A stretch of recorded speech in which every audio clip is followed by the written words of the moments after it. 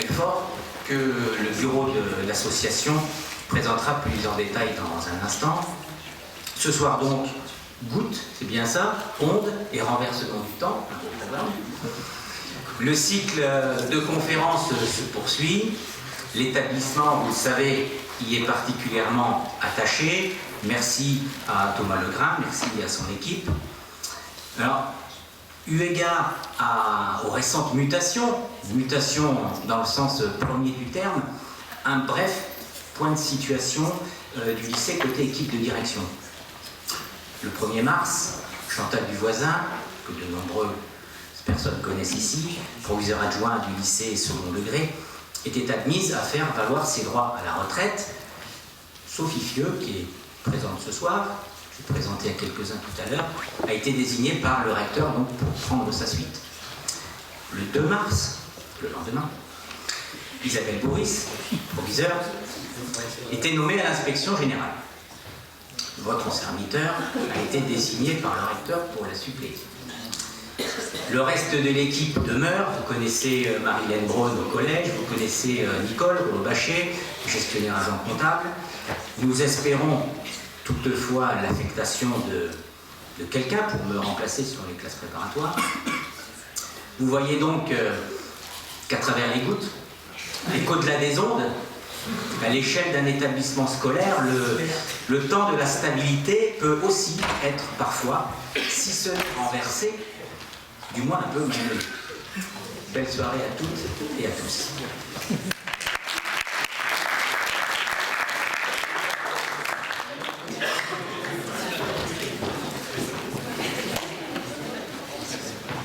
Bonsoir, juste deux petits mots sur l'association. Simplement, nous sommes très heureux d'accueillir. Il y a beaucoup d'élèves de seconde aujourd'hui, donc merci à vous de votre curiosité d'être là ce soir, les élèves de prépa et puis beaucoup d'anciens professeurs de physique. Donc nous sommes très heureux de vous accueillir toutes et tous ce soir. Je voudrais simplement vous inviter à faire deux choses. Nous avons mis à l'entrée de l'amphi les annuaires de l'association des anciens. À chaque fois, nous défaisons les cartons et nous refaisons les cartons. Si vous êtes gentil et que vous n'avez pas encore l'annuaire, prenez-en un, ça fait bien dans la bibliothèque avant d'avoir l'annuaire de Polytechnique ou de Normal Sup. Donc vous pourrez le garder quelques années. Donc ce soir, et comme à l'accoutumée, nous avons au sein de l'association un certain nombre de membres d'honneur. Et nous voudrions nommer deux membres d'honneur. Alors le premier, c'est Stéphane François, pour toute l'aide qu'il nous apporte, parce que lui, il s'inscrit dans la continuité. Et vraiment, merci beaucoup pour tout ce que vous faites pour l'association des anciens, pour le lycée en général. Donc nous sommes très heureux que vous puissiez rejoindre Louis Toussaint de Kievrecourt et Madame Bourris. Donc comme ça, on aura trois représentants la direction du lycée comme membre d'honneur de l'association. Alors, on va vous remettre, non pas le livre du lycéen, mais les boîtes de chocolat.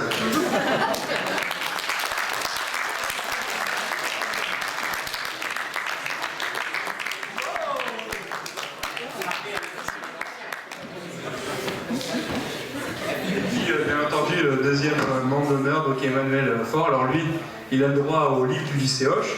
Sachant qu'en plus, c'est pas un ancien du lycée, hein, tout le monde n'est pas parfait. Et il a le droit aussi au mug du lycée Hoche pour boire son café le matin. Et puis le porte-clés du lycée Hoche.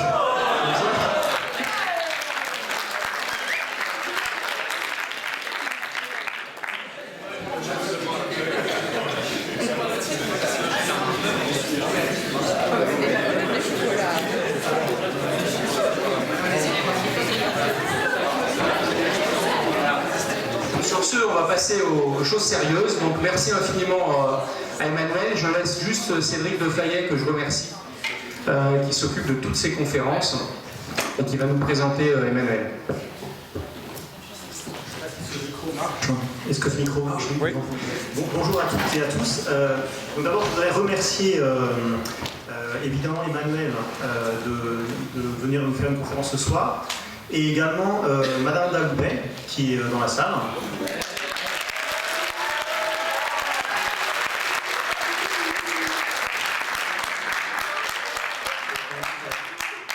parce que c'est grâce à Mme Daloubek qu'Emmanuel est là ce soir, puisque c'est Mme Daloubek qui l'a contacté et qui l'a invité.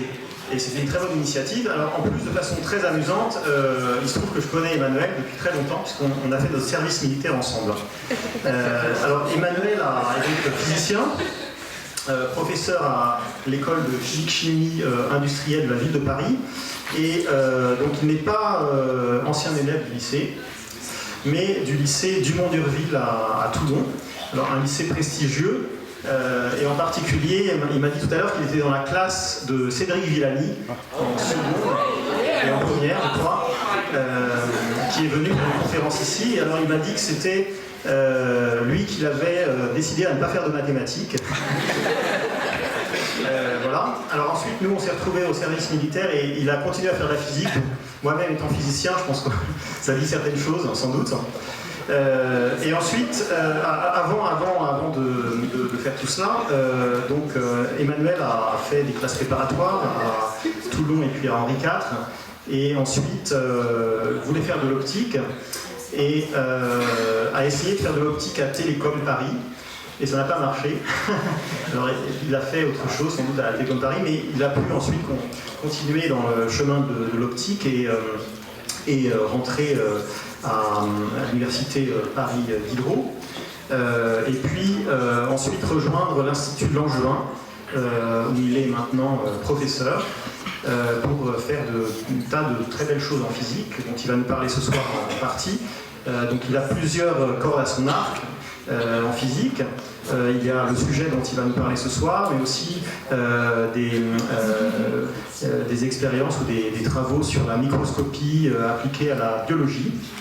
Et ce sont des travaux qui ont permis la création d'une entreprise, je crois, au sein de l'Institut de Langevin, qui est un institut extrêmement dynamique, où il y a beaucoup de liens avec le milieu industriel et le milieu des startups. Voilà. Donc je vais laisser Emmanuel parler de renversement du temps, de gouttes et quoi d'autre. Donc voilà. Merci.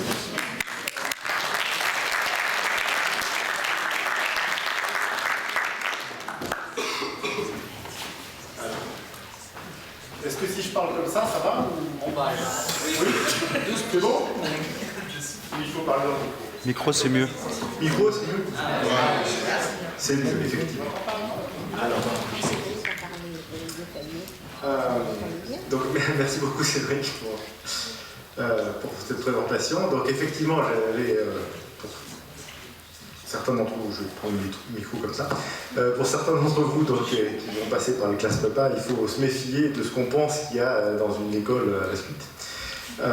Par exemple, c'était le boom des télécommunications et de l'optique. Alors ça c'est vrai, c'était le boom des télécommunications, il n'y a pas de problème. J'ai peu de collègues, enfin peu d'anciens camarades qui ont fait de la recherche, et ils sont tous dans des boîtes de télécom. Mais par contre, l'optique, non. Il n'y avait pas d'optique à la télécom. Et donc il a fallu que je ruse pour faire ça. Et tout ça pour finir par parler d'autre chose que de l'optique. Bon, finalement, la vie c'est un peu bizarre. Comme l'a dit Cédric, je continue, alors peut-être pour ça que j'ai été contacté au départ, c'est parce que je continue à faire de l'optique pour la biologie, en fait de la microscopie. Vous savez qu'il y a eu une révolution en microscopie récemment, qui a valu le prix Nobel en 2014, parce que maintenant on sait faire avec des microscopes de la nanoscopie. Voilà. Et donc il y a toute une partie qui intéresse les biologistes, les médecins, c'est d'aller voir au nanomètre, donc les molécules à l'intérieur des cellules. Voilà. Donc ça c'est toute une partie dont je ne vais pas parler. Et je vais vous parler d'autres choses, mais vous verrez que c'est assez intéressant et fondamental.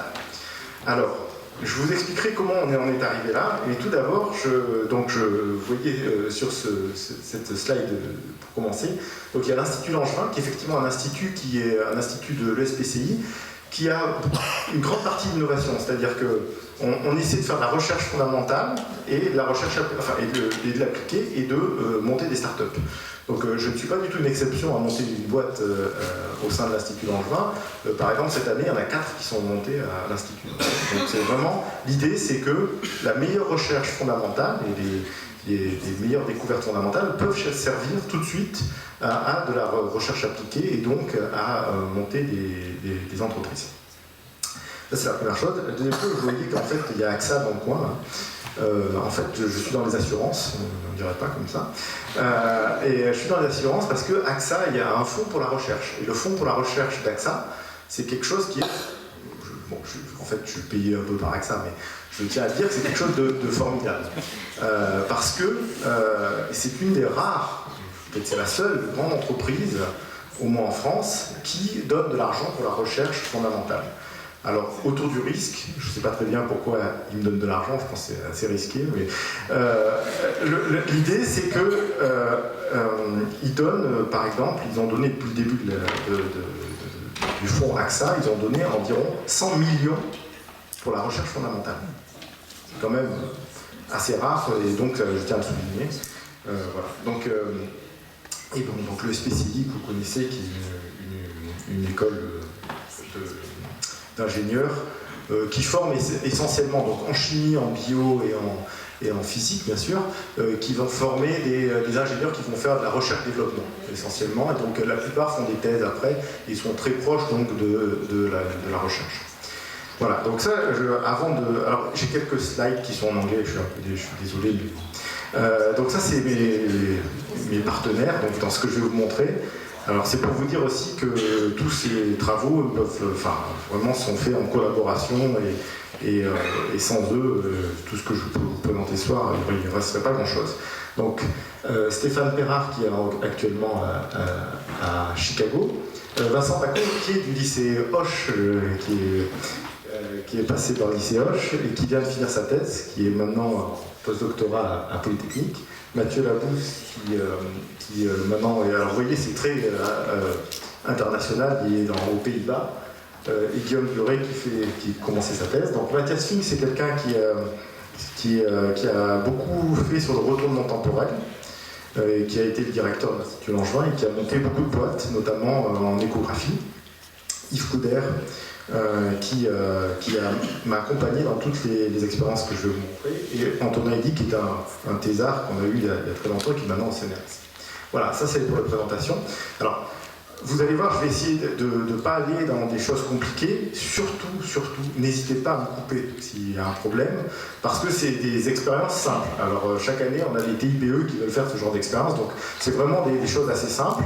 Il y a des concepts fondamentaux, mais il ne faut pas que vous soyez perdus. Donc, n'hésitez pas, vous levez la main, vous me faites un signe, et puis je m'arrêterai et je répondrai bien volontiers aux questions pendant la présentation. Alors, je vais commencer par un rappel, je ne sais pas si c'est vraiment un rappel parmi vous, c'est un problème qu'on rencontre dès le premier cours de mécanique quantique. Alors ce problème est le suivant, ça s'est répandu pendant des siècles et des siècles, avec des alternances entre est-ce que la lumière est un ensemble de particules ou un ensemble d'ondes. Alors il y a eu des va-et des viens avec Newton qui était plutôt pour les particules, parce qu'en fait Newton disait Newton c'est la mécanique, donc lui il aime bien les balles en fait, hein. Donc il voulait que ce soit des particules, et donc en plus parce que la lumière elle se propage dans le vide, alors que sinon on se demande qu'est-ce qui vibre si jamais on est dans le vide. Donc c'était un partisan de l'aspect corpusculaire. Par contre, il y a d'autres personnes, et notamment ici Jung, qui a fait cette expérience, qui est une expérience donc, historique sur ce qu'on appelle les formes Jung. Et l'idée est la suivante, c'est que vous prenez une onde, donc ça peut être une onde des vagues, vous faites 2 trous dans un mur, et vous voyez qu'à la sortie, ces vagues vont ce qu'on appelle interférer. Donc maintenant, on a l'habitude de ces termes-là. Et donc le fait que les ondes interfèrent, c'est-à-dire que finalement, de temps en temps, vous voyez, entre les deux, j'ai des franges qui apparaissent, et ces franges, elles peuvent être noires, ça veut dire qu'en ajoutant une onde à une autre onde, je peux avoir pas d'onde. Or ça, c'est pas possible avec des balles. C'est-à-dire que si je tire une balle sur vous et qu'il y a quelqu'un d'autre qui en tire une deuxième, généralement vous prenez 2 balles. Donc ça, c'est quelque chose qui est purement ondulatoire. Et donc, avec cette expérience, c'était terminé. Alors, la mise en musique, je vais vite, mais c'est des travaux magnifiques du Huygens, de Fresnel et de Maxwell, ensuite les équations de Maxwell, qui ont permis d'expliquer ce qu'on voyait avec la lumière en tant qu'onde. Donc ça y est, le problème était réglé, la lumière était une onde. D'accord? Voilà, c'était éternel. Alors en fait, il se trouve que, on va le revoir plus tard, mais Taylor, alors Taylor c'est quelqu'un d'assez marrant, c'est un grand physicien, mais en fait on le connaît surtout pour l'hydrodynamique, il a laissé son nom à l'hydrodynamique. Donc lui il est au début du XXe siècle, et tout le monde faisait de la mécanique quantique, ou cherchait des problèmes de mécanique quantique, et puis lui il a dit, bon bah, puisque tout le monde fait ça, moi je vais faire autre chose. Mais il a quand même fait sa thèse, ou une partie de sa thèse là-dessus, et il a refait cette expérience que vous venez de voir, simplement en baissant l'intensité de la lumière. Alors, comment il faisait ça? C'est tout simple. Alors, c'était en 1909, je vous montrerai le papier tout à l'heure. Comment il réalisait l'expérience? Eh bien, c'est simple, il mettait une source de lumière. Il fallait baisser la lumière beaucoup, donc il mettait du vert avec du noir de fumée dessus, donc des filtres qui abaissaient l'intensité de lumière, et il mettait une plaque photo pour faire des poses. Alors, comme c'est un anglais, comme c'est un marin, ben c'est très bien pour sa thèse, il faisait, les potes, elles duraient 1 mois. Donc pendant 1 mois, il allait faire le tour de leur bateau de l'Angleterre, il revenait, et puis il développait sa photo, et puis regardait ce qu'il avait. Et alors voilà ce qu'il voyait, alors bon, enfin c'est une version récente, voilà ce qu'il voyait, il voit un écran, et puis en fait, il voit des petits points sur cet écran, et donc ça, et vous voyez que quand il met une pause plus grande, quand il attend plus, il voit plus de points, et quand il attend encore plus, il finit par voir des franges d'interférence. Donc ça voulait dire que, quand vous voyez ça, ça veut dire que la lumière, c'est quand même des particules, parce qu'à chaque fois qu'en faible lumière, on voit ce genre de choses, ça veut dire qu'à chaque fois qu'il y a un point, il y a une particule de lumière qui est venue taper à cet endroit-là. Alors donc là, on était un peu perturbé. C'est-à-dire que finalement, on avait démontré que c'était une onde, et maintenant on démontre que c'est une particule. Mais vous voyez que, par contre, statistiquement, l'ensemble se comporte comme une onde. Donc en fait, ça se comporte et comme une onde et comme une particule. Alors celui qui a théorisé ça, c'est Einstein. Donc c'est lui a valu le prix Nobel. Et donc la lumière est finalement une particule. C'était la conclusion. Donc on ne sait plus très bien ce que c'est que la lumière. Donc c'est à la fois une particule et une onde. Alors en parallèle, on se demandait pour la matière. Alors pour la matière, il y a Joseph Thomson qui a montré, lui il a démontré il a trouvé l'électron.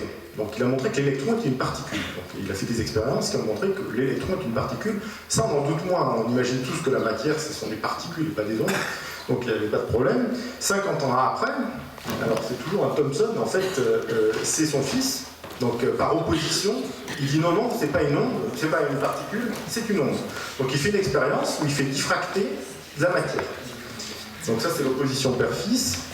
Tout ça a été théorisé après par De Broglie, qui a fait un lien entre les deux, et qui a montré que donc, la matière était à la fois une onde et une particule. Donc toute la mécanique quantique aujourd'hui, et moi je ne vais pas en parler, certainement pas, ça unifie tout ça, c'est-à-dire que finalement tout ce qui nous entoure, la lumière, la matière, en fait toutes les particules sont aussi des ondes, et donc cette dualité, c'est ce qu'on appelle la dualité onde-corpuscule, elle nous entoure à l'échelle élémentaire. D'accord ? Donc tout objet élémentaire a ces deux aspects. Alors le problème, c'est que, alors oui, je voulais vous montrer une petite expérience, donc c'est une expérience assez récente, vous voyez, 2007, on peut faire interférer des électrons. Alors, je vais avancer un petit peu, si je peux. Bon, donc si j'avançais un peu, parce que vous voyez, ça c'est des électrons qui viennent taper l'écran, et vous allez voir que à la fin, quand il y en a suffisamment, donc ici on voit bien les particules, donc il n'y a pas de problème, ce sont des particules, et on va voir que statistiquement, à la fin, elles vont faire de l'interférence.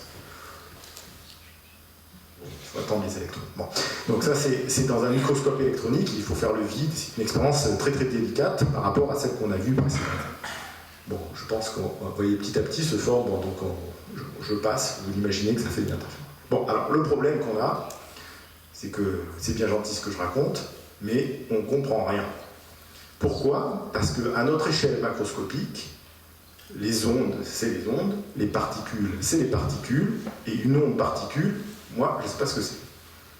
D'accord ? Donc, personne n'a d'intuition sur la mécanique quantique. C'est-à-dire que la mécanique quantique et l'avènement de la mécanique quantique donnent un formalisme des équations qui vous permettent de comprendre tout ce qui nous entoure, il n'y a pas de problème, sauf qu'on n'en a aucune intuition, parce que dans notre monde, encore une fois, les deux sont du couple. Alors juste pour que vous ne vous sentiez pas seul, je vous sorte quelques phrases de grands physiciens, vous voyez, qui disent, par exemple Penrose qui dit la mécanique quantique n'a absolument aucun sens, vous voyez, donc il n'y a pas que nous qui sommes comme ça, enfin personne ne comprend rien en fait. C'est-à-dire, ça veut dire quoi? Ça ne veut pas dire qu'on ne sait pas résoudre des problèmes, ça veut dire qu'on n'a pas d'intuition parce qu'on ne sait pas ce que c'est qu'une onde particule. Donc la dualité qui est au cœur de la mécanique quantique, le problème c'est qu'on n'en a pas d'intuition. Alors voilà, je vous ai fait une petite digression sur la mécanique quantique. Alors est-ce que ce serait possible, si on arrivait à trouver dans le monde qui nous entoure un objet qui a une dualité onde-corpuscule, et bien ça y est, on saurait à peu près, enfin, vous voyez, c'est pas de la mécanique quantique, mais on pourrait s'imaginer qu'on pourrait avoir les deux dans le même objet.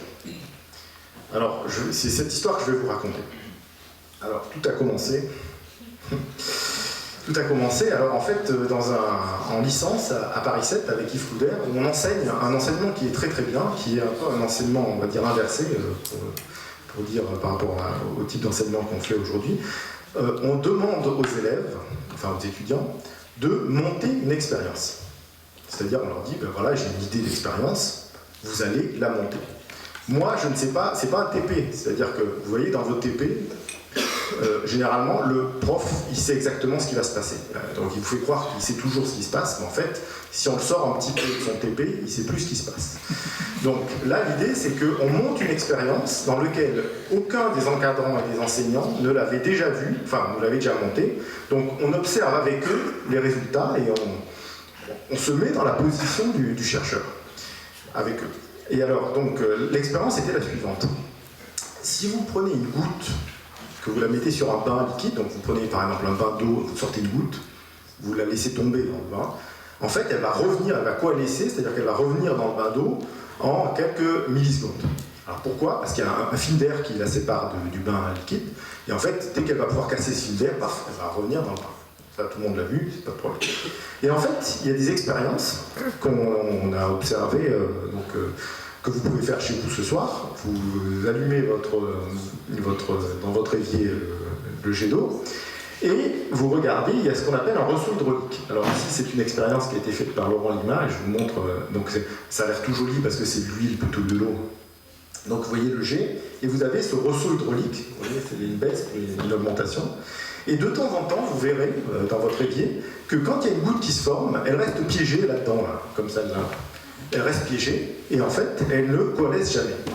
Alors pourquoi elle fait ça? Ben, c'est simplement parce que le film d'air que vous mettez entre la goutte et le bain, il se renouvelle à chaque fois parce qu'il y a un flux, et donc ça l'empêche de rejoindre le bain. Ça, c'est la manip qu'on voulait faire. Bon.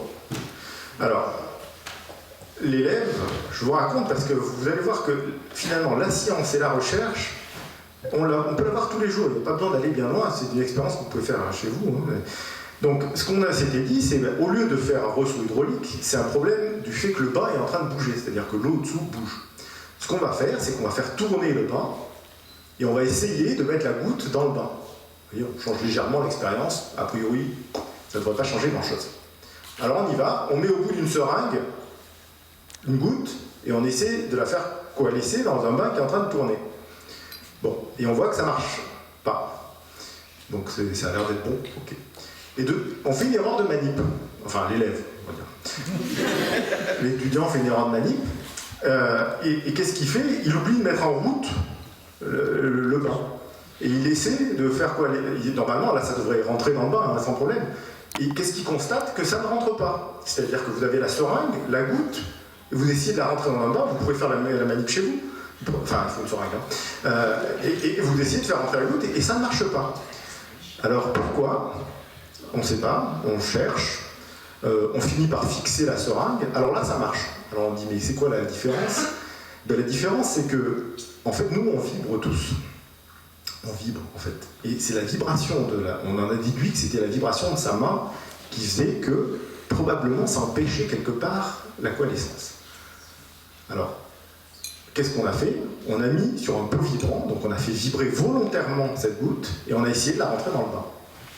Et on a vu que ça ne marchait pas. Donc la vibration empêche, vous voyez, on a légèrement changé l'expérience, on découvre quelque chose de nouveau, personne n'avait jamais vu ça.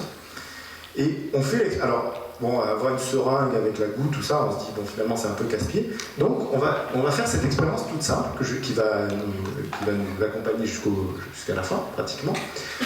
Vous prenez un pot vibrant, c'est-à-dire un haut-parleur, hein, voilà.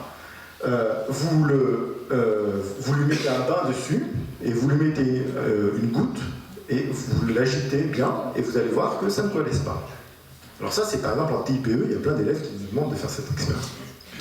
Juste pour la petite histoire, cet élève, on a eu marre de la physique, c'est pas à cause de notre manip, hein. On a fait un article avec lui, donc c'était en licence, et puis il est devenu chirurgien cardiaque. Je vous dis pas où, parce que ça veut dire qu'il vibre un peu quand même, qu'il tremble un peu. Bon. Donc, je vous montre le résultat, par contre.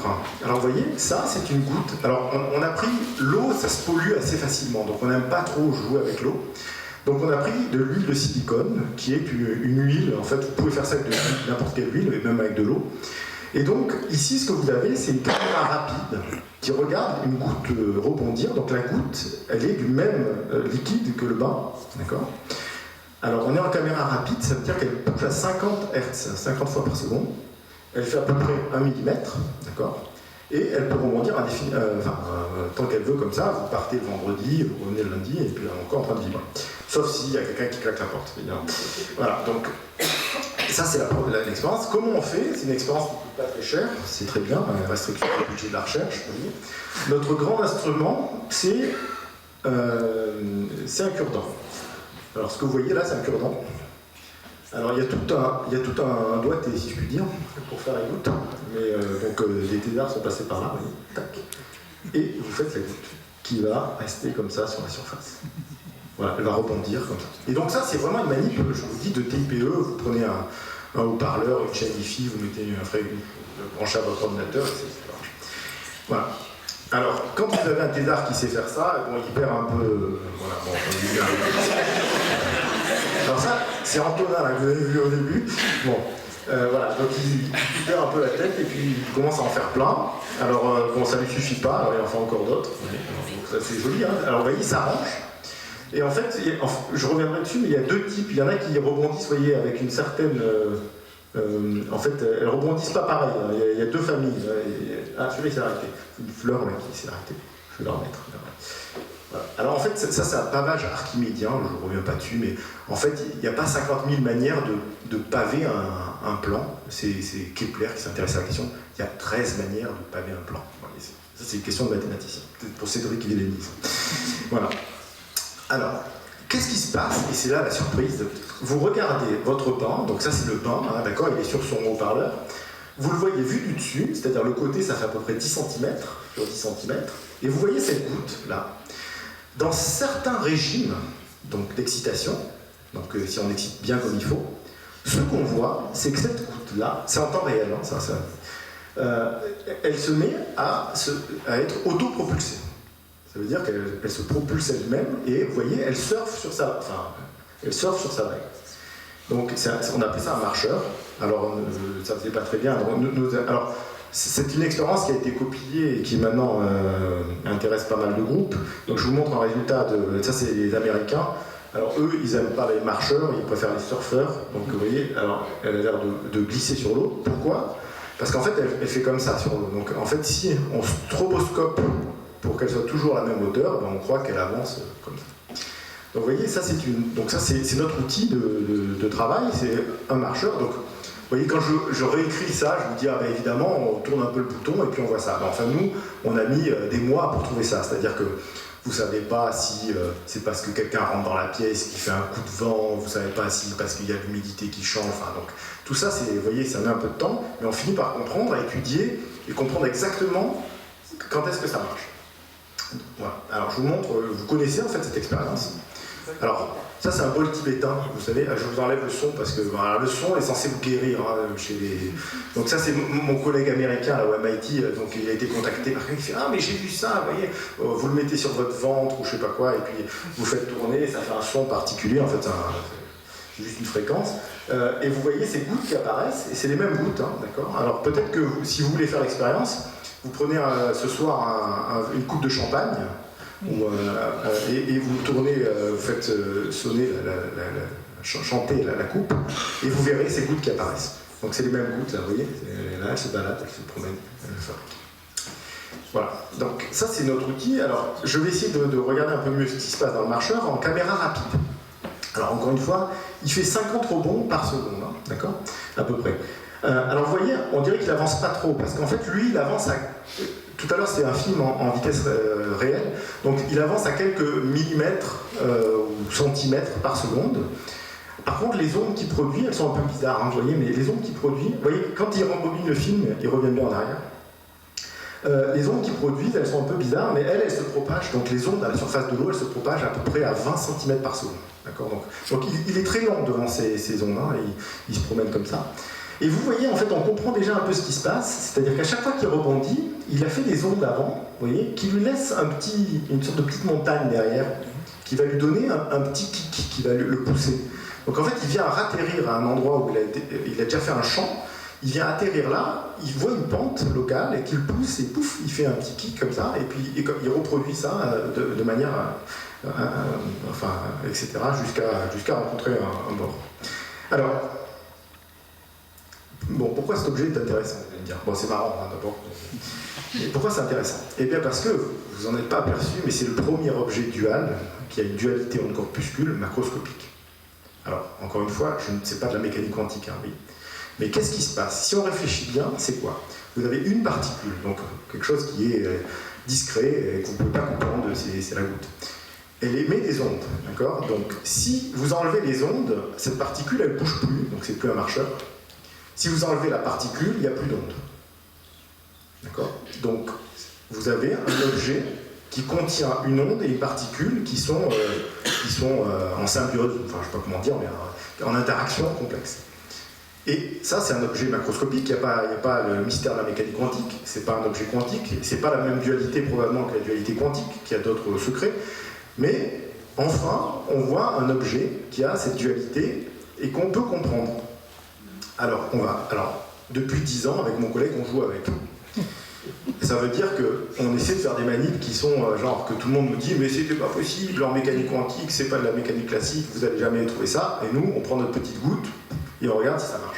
Alors, je vous montre quelques expériences, je ne vais pas toutes vous les montrer, mais voilà. Donc ça, c'est deux gouttes qu'on fait arriver l'une sur l'autre.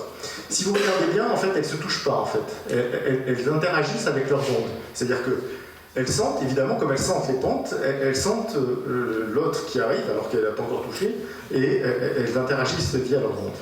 Alors si on change légèrement le paramètre d'impact, vous voyez, elles peuvent se mettre en orbite. Alors ça, c'est un truc du TIPE, ça, ils adorent ça. Voilà, ça se fait facilement. Donc c'est on dirait une étoile binaire un peu, deux gouttes qui se parlent via leurs ondes. Donc on a vraiment une sorte de dualité. Alors en plus c'est quantifié, ça veut dire que les diamètres là, ils dépendent de la longueur d'onde, c'est-à-dire de la fréquence, donc de la période spatiale, là, on voit, de la longueur d'onde. Et on a une quantification, ça peut être donc une longueur d'onde, deux longueurs d'onde, trois longueurs d'onde, elles peuvent se passer comme ça. Première expérience. Deuxième expérience, on va revenir à ce dont je vous ai parlé au départ. On était trop contents quand voilà, on voit le truc, on se dit bon, on va faire la diffraction, quoi, les formes Young. Alors je vous rappelle, ça c'est une manip moderne qui a été faite, enfin une version moderne qui a été faite à Cachan de cette manip. On a un émetteur de photons unique, donc il tire des photons pendant le temps. Je vous rappelle un biprime de Fresnel, c'est comme des fentes Young. Et on a une caméra qui est sensible aux photons, et qu'est-ce qu'elle voit? Elle voit les photons arriver, et donc ça c'est la manip historique. Et vous ouvrez le bouquin de référence, enfin un des bouquins de référence en mécanique quantique de Feynman, vous prenez chapitre 1, page 3 ou 4, un truc comme ça, et il vous dit, vous voyez ce que vous voyez là, c'est impossible, absolument impossible à expliquer d'une manière classique. Ah bon? Bon, on va essayer alors. Voilà, donc nous, on s'est dit, tiens, on va tout de suite faire la même. Bon, Feynman, il était un peu prétentieux, mais bon, c'est un des plus grands physiciens du XXe siècle, donc quand il dit que c'est pas possible, ça vaut le coup d'essayer. Alors vous voyez, en fait, ce qu'on a fait, c'est qu'on a mis une sorte de fente avec des murs immergés, mais qui empêchent juste les ondes de passer. Hein, d'accord? Donc on n'a pas de problème de ménisque. Et vous voyez, on tire plusieurs gouttes. Et on les envoie, et on regarde en fait comment elles vont diffracter, c'est-à-dire dans quelle direction elles vont aller. Et on va faire une statistique. C'est comme si c'est des photons qui passaient, et on regarde l'écran, on regarde. Donc qu'est-ce qu'on mesure? Vous voyez, on change le paramètre d'impact, c'est-à-dire où c'est que ça tape dans la fente, et on mesure alpha, l'angle de déviation. Alors déjà, et ce qui est important, c'est qu'il n'y ait pas de lien. C'est-à-dire que nous, on ne peut pas savoir si vous tirez, vous l'envoyez avec un paramètre donné, est-ce qu'elle va aller à gauche ou à droite? La mécanique quantique vous dit que normalement, vous ne savez pas. Alors expérimentalement, voilà, ça c'est 3 trajectoires. Vous voyez, pour nous, elles partent du même point. Il y en a une qui va à gauche, une au centre, une à droite. Donc, se redistribuer de manière aléatoire, au moins expérimentalement. Alors là, vous imaginez le roulement de tambour, enfin, vous voyez, vous faites la manip, vous avez toutes vos données, les alphas et tout ça, vous rentrez ça dans votre ordinateur et vous demandez histogramme. Et vous priez. C'est le moment de prier, quoi. Alors, vous priez, et puis, voilà ce que vous trouvez. Alors, ça, c'est ce que vous obtiendrez avec une onde plane, qu'on enverrait dessus, et puis, alors, on a symétrisé le point. Alors, il y en a qui nous disent, ouais, il n'y a pas beaucoup de points dans votre truc, ben, s'ils veulent, ils viennent jouer avec les gouttes, parce que bon. Alors, en plus, c'est la même goutte. Alors, ce qu'on ne veut pas aussi, c'est que les gouttes, elles sont toutes un peu différentes. Donc, ça, c'est la même goutte, c'est une vraie expérience à photon unique, si je puis dire, à particule unique. C'est-à-dire qu'elle passe la fente, et hop, on la ramène et on lui dit repasse la fente. Voilà, on la fait passer. Sisyphe dans la fente. Donc, vous voyez, on était contents. Alors, donc là, on a le champagne de près, évidemment. On se prépare à avoir le champagne et puis on sait que des fois, il ne faut pas trop l'ouvrir trop vite quand même. Alors, on se dit, bon, peut-être que c'est juste de la chance. Donc ce qu'il faudrait, c'est que normalement, ce diagramme-là, il doit changer en fonction de la taille de la fente par rapport à la longueur d'onde qu'on envoie. Donc avant d'ouvrir le champagne, on fait une deuxième expérience où on change la taille de la fente et voilà ce qu'on obtient. Donc là, on ouvre le champagne, on boit le champagne, on est content. Enfin, on est très content. Alors, on fait la deuxième. Alors, bon, donc ça, c'est une manip qu'on appelle une diffraction. Alors, en fait, il y a fondamentalement pas trop de différence entre une diffraction et une interférence. On parle d'interférence quand il y a deux fentes, de diffraction quand il n'y a qu'une fente, mais tout ça, c'est quand même des phénomènes ondulatoires. Hein. C'est-à-dire que si c'était pas une onde, si c'était des balles, elles finiraient tout. On se dit, on va quand même faire l'expérience avec les deux fentes. Voilà, donc, on envoie le marcheur dans deux fentes. Alors, je vous invite à aller voir sur Internet ou à écouter les cours de beaucoup de professeurs qui vous disent, mais qui vous font tout un raisonnement. Vous prenez Feynman d'ailleurs, il vous dit, mais vous comprenez, c'est pas possible. Si c'est une particule et qu'elle passe dans une fente, elle ne sait pas qu'il y a l'autre fente. Et donc, comment elle pourrait être déviée parce qu'il y a l'autre fente, etc. Donc, aussi c'est des ondes, d'accord, c'est des ondes, mais alors à ce moment-là, pourquoi enfin, vous voyez, donc il y a tout un raisonnement. Je vous invite vraiment sur Internet. Donc, c'est le grand mystère. On se dit, mais bon, voilà, on ne comprend pas. Et bien là, nous, il n'y a pas de mystère. On fait la manip et on regarde ce qui se passe. Alors avant de vous donner le résultat, je vous montre juste pour plaisir. Alors, ça, c'est l'article de Taylor, justement, en 1909, là, après avoir fait quelques croisières autour de l'Angleterre. Ça, c'est tout son article. Il n'y a pas de photo, il n'y a rien. Hein. Et à la fin, il en déduit, bon, ben voilà, je ne comprends pas trop ce que je vois, mais je vois ça. Donc c'est tout l'article complet de 1909 et qui, donc après cet article, il a dit bon ça suffit la mécanique quantique, je vais faire les dents. Alors je vous montre le résultat, donc roulement de tambour, deuxième bouteille de champagne prête.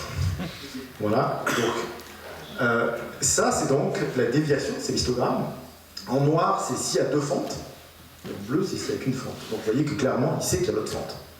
Alors est-ce que ça paraît bizarre? Ben non, ça paraît pas bizarre parce que finalement, moi j'aime bien voir ça comme de l'écolocation, c'est-à-dire que vous avez imaginé une chauve-souris ou un dauphin qui envoie des ondes, donc il sait ce qu'il y a devant lui, ces ondes reviennent vers lui, et alors nous, la goutte c'est un dauphin ou une chauve-souris qui n'a pas de cerveau, enfin débile quoi, c'est-à-dire qu'elle va dans le gradient de potentiel, elle ne réfléchit pas, elle est juste soumise à ce gradient, et on la laisse faire. Donc, évidemment, même si elle passe par la fente 1, elle sait qu'il y a la fente 2, parce que la fente 2 lui renvoie quelque chose. Donc, elle sait bien qu'il y a une fente 2.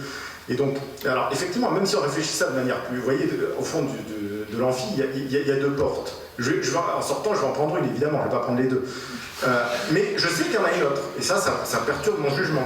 Donc vous voyez qu'il n'y a pas... On se dit, mais pourquoi on a fait tout un discours là-dessus? C'est évident, je peux voir qu'il y a une deuxième porte, je prends celle-là et j'en prends qu'une, et pourtant je sais qu'il y a l'autre. Vous voyez, donc, bon.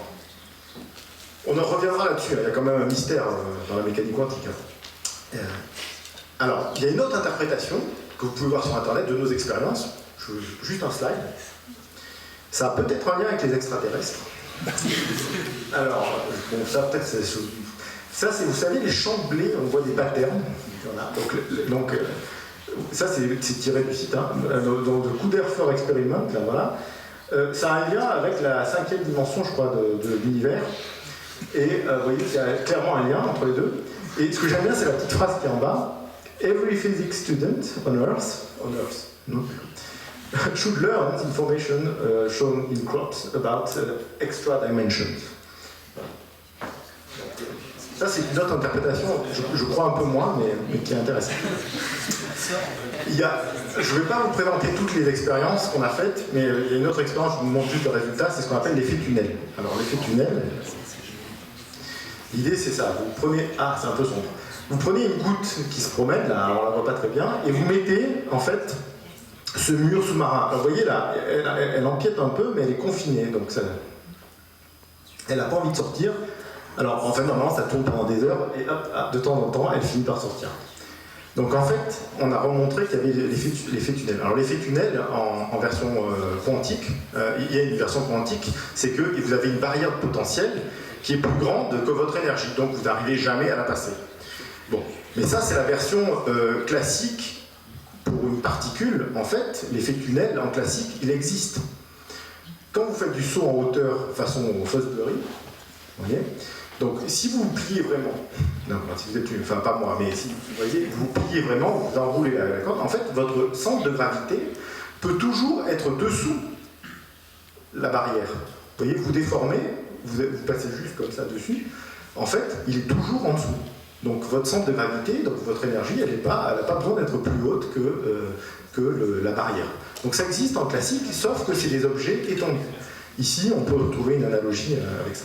Je vous montre une dernière manip. Attendez, parce que moi, quand je parle, je ne m'arrête plus. Et voilà. C'est bon, tu me diras quand... Enfin, vous me direz, vous sortirez quand vous en aurez marre. Enfin, je verrai bien. Alors, donc je vous montre une dernière manip. Une manip qui est très importante en mécanique quantique, mais en général aussi, c'est les atomes. C'est-à-dire qu'on va essayer de confiner cette goutte, enfin ce marcheur, la goutte avec son champ d'onde, dans une zone donnée. Alors comment on fait ça expérimentalement? Je vous montre la manip, je ne vais pas montrer. Alors là, elle est cachée là-dedans, là, vous voyez. Alors peut-être vous avez déjà vu, parce que ce sont les bobines de Helmholtz. Donc en fait, ce qu'on va faire, c'est qu'il faut lui faire une force sur cette goutte. Eh bien, on va lui mettre un peu de ferrofluide. Ferrofluide, c'est comme des petits aimants qu'on lui met à l'intérieur. Donc, on lui met un petit aimant à l'intérieur et on l'envoie se promener sur le pain. Alors, maintenant, on veut qu'il y ait une sorte de force attractive. Alors, qu'est-ce qu'on fait? On fait d'une part un champ magnétique constant avec ces grosses bobines de Helmholtz. Elles ont juste pour but de faire un champ magnétique. Et ensuite, on met un petit aimant que vous voyez là, un magnet qu'on peut baisser d'ailleurs, et qui va attirer cette particule, donc notre marcheur. Donc notre marcheur va essayer de se promener près de l'aimant. Alors, quand vous changez la distance de l'aimant au bain, en fait, vous pouvez changer la forme du puits potentiel. En fait, c'est un puits comme s'il avait un ressort, c'est un puits qu'on appelle un potentiel harmonique, et vous allez confiner le marcheur dedans. Alors, le marcheur, c'est la goutte plus son onde, donc il va revisiter son onde. Alors c'est parti, je vous montre ce que ça donne vu du dessus. Alors ce que vous voyez là, c'est la réflexion de l'aimant. Et vous voyez qu'il essaie de sortir, vous voyez, il fait des trucs, mais en fait, il est confiné là-dedans. Donc il fait deux choses. Il est confiné par le champ magnétique, mais en plus, il joue avec son champ propre. Alors, vous voyez que ces trajectoires, elles sont liées de manière importante au champ qu'il a produit. Et donc avec ça, on se dit, allons voir si c'est quantifié. Si on fait comme la mécanique quantique. D'accord, si les niveaux... Donc en mécanique quantique, dans les atomes, les niveaux sont censés être quantifiés dans une version un peu simple de la mécanique. Enfin, si on prend une particule. Alors, qu'est-ce qu'on voit? Super, on voit un plat de spaghetti. Ça, c'est la trajectoire. Pour l'instant, ne vous préoccupez pas de longue mémoire. Longue mémoire, ça veut dire qu'il laisse beaucoup de champ derrière lui. Donc je vous expliquerai comment on règle ça.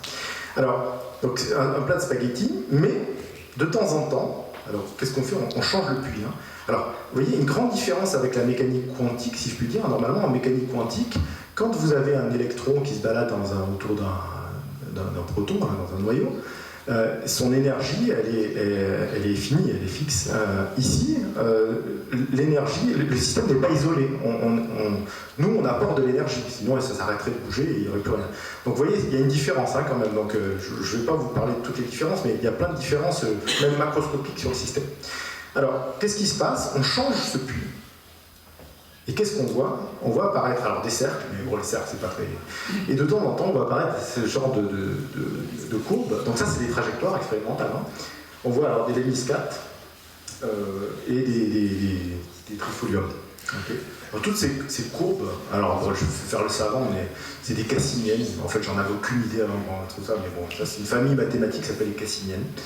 On ne sait pas très bien pourquoi ça fait ça, mais en fait, il va trouver toutes les cassiniennes. Donc ce qu'on voit, c'est que quand on change notre potentiel, comme ça, on trouve des trajectoires très particulières, stables.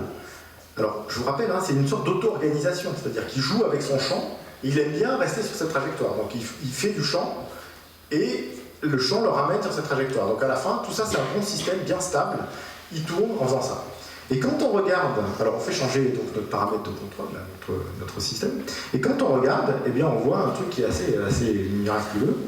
Donc ça, c'est vraiment de la mécanique quantique, si je puis dire, mais version, enfin, like, on va dire, hein, parce que donc, on blasphème pas ici, hein, enfin, c'est pas de la mécanique quantique, il n'y a rien à voir. Donc, on mesure le moment angulaire, c'est-à-dire la rotation, là, typiquement, et l'extension spatiale, c'est-à-dire quelque chose qui est comme une énergie, et on trouve ces trajectoires que je vous ai montrées, elles sont quantifiées, c'est-à-dire qu'il ne peut pas faire n'importe quoi, de temps en temps, il trouve ces trajectoires, et vous voyez que leur position ici, donc ça c'est des cercles qui ont un rayon qui vaut 1, 2, 3, 4, ou bien alors qui tournent dans un sens, dans l'autre sens, des lemniscates, des trifoliums, et puis je ne parle pas trop des trucs au milieu là, mais en fait ce qui est très intéressant, c'est que cette quantification, on retrouve la même en mécanique quantique. Alors ne me demandez pas pourquoi, je n'en ai aucune idée, mais en tout cas, on trouve une double quantification comme en mécanique quantique. C'est-à-dire qu'en mécanique quantique, vous trouveriez une quantification du moment angulaire et de l'énergie. Voilà, on était contents. Là aussi, on va vers le champagne. Hein. Enfin bon, on ouvre le champagne assez souvent en fait. Alors, je voudrais juste vous montrer une expérience qui est, je trouve, très marrante.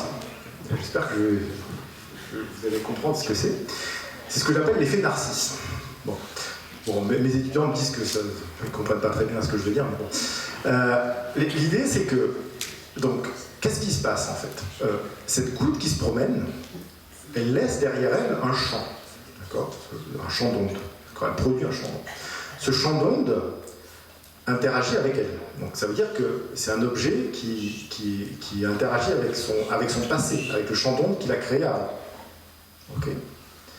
Alors maintenant, ce passé, ce champ d'onde, ce qu'il peut faire, c'est que, imaginez que je tourne comme ça, donc je sens le champ d'onde que j'ai produit avant, pendant que j'étais en train de tourner, et il existe des cas où ce champ d'onde m'attire vers le centre. Vous voyez, c'est-à-dire que s'il n'y avait pas de champ d'onde, évidemment j'irais tout droit, mais là, le champ d'onde me donne une petite pente, que j'ai créée moi-même avant, me donne une petite pente qui me maintient sur cette rotation. Donc, qu'est-ce que je fais? Je m'attire moi-même. C'est mon passé qui me fait une attraction. Alors, c'est pour ça que j'appelle ça Narcisse, parce qu'il regarde dans l'eau et puis il se dit, voilà, c'est super. Enfin, il se noie. Voilà, donc il se trouve superbe. Et donc là, l'idée, c'est ça. Alors, regardez, je vous montre la manip. Alors, il faut d'abord l'entraîner, la particule. Alors, on l'entraîne. On a mis un petit, je ne sais pas si vous voyez, il y a une petite lumière là-haut là, qui dit que l'électroaimant est allumé. On va l'éteindre. On va l'éteindre.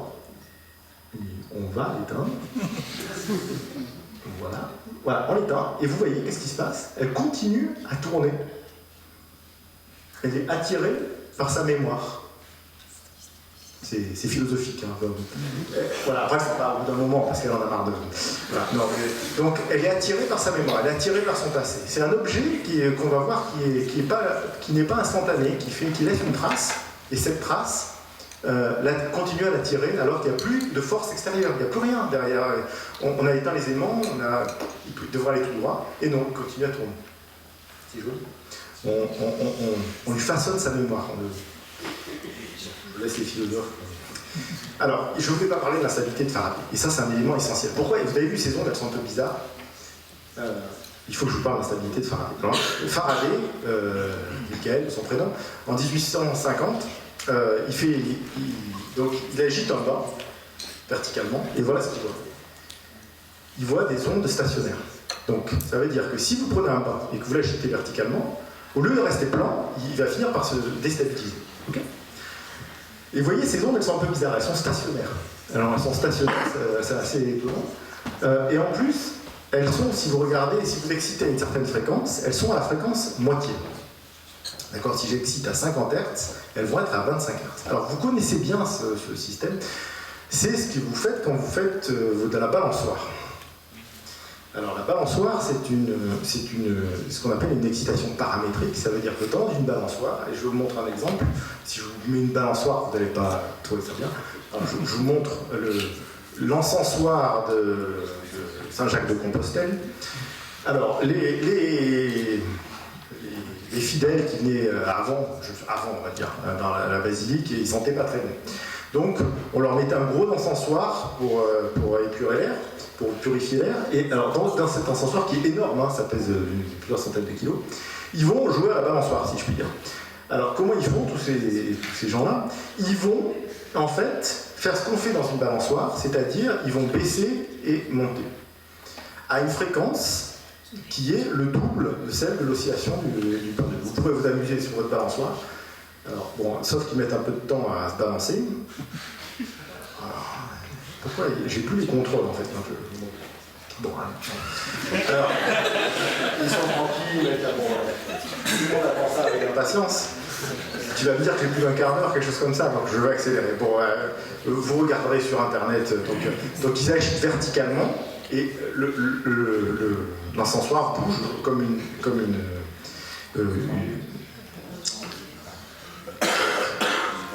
Alors, deuxième application. Voilà. Donc, vous voyez, ça c'est une manip que vous pouvez faire. Donc, vous êtes sur un haut-parleur. Bon, vous trouvez ça. Voilà. Un TIPE, exactement. Voilà. Alors ce qu'ils disent par contre, que je n'ai pas testé, c'est que ça marche mieux avec de la vodka et apparemment ça joue un rôle essentiel. Bon. Voilà, comme ça. Alors, j'ai un stagiaire qui me disait oui mais ton truc fondamental, il faut trouver une application, ça doit être utilisé quelque part l'effet Faraday. Alors je vous montre, vous voyez c'est assez joli, ils font des gouttes. Voilà. Alors, une application l'effet Faraday, et il m'a sorti ça, je vous laisse juge de ce que... Voilà.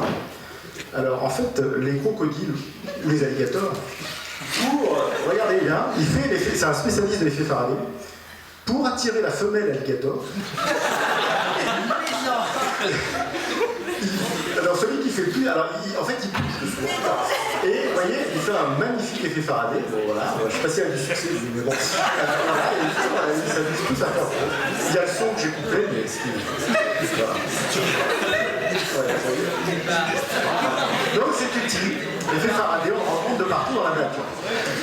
Pour revenir à des choses plus sérieuses, alors, voilà la différence qu'il y a quand vous vibrez un banc, donc vous le mettez. Alors, ce seuil, ce Faraday, il a un seuil. C'est-à-dire quand vous êtes en dessous et que vous agitez, si vous êtes en dessous de ce seuil, la surface elle reste plate. Quoi. Alors, la manip qu'on peut faire, c'est qu'est-ce qui se passe quand je jette un caillou dans la mare? Alors voilà, ce qui se passe. Je jette une petite bille, vous voyez, il y a une onde qui s'en va, et puis petit à petit elle s'en va. Maintenant, je fais la même manip, je l'excite verticalement, mais je me mets juste au-dessous du seuil. Donc, tant que je n'ai pas jeté la pierre, si je puis dire, la surface est plane, et je jette la pierre, et vous voyez ce qui reste, c'est que vous voyez la même chose qu'avant, mais derrière, il y a cette onde, c'est cette onde qui reste derrière, c'est une onde de Faraday. Alors c'est un truc général, c'est-à-dire que même si vous mettez en dessous du seuil d'instabilité, en fait vous la déclenchez pour un certain temps.